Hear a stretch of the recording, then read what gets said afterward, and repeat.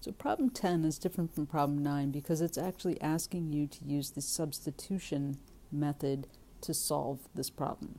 Now it's different from the elimination method in that you're actually solving for one variable using one of these two equations that they've given us, and then you're substituting it into the other equation.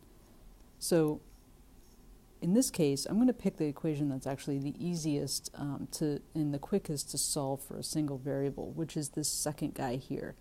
So if I were to solve for x, let's say, since there's no coefficient, that seems like an easy one. So x equals, if I subtract 3y from both sides, equals 2 minus 3y. So now I have something that I can substitute. Now, the x will now, this whole value for x will now be plugged into every instance that I see x in the second variable, in the second equation here.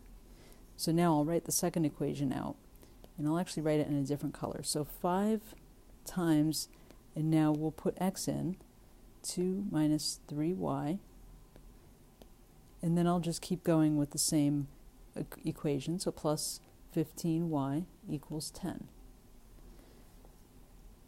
Now I simply simplify everything.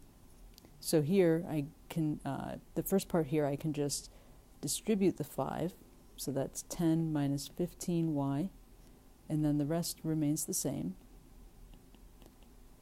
And here I get the 15y and the negative 15y actually cancel each other out, which leaves me with 10 equals 10.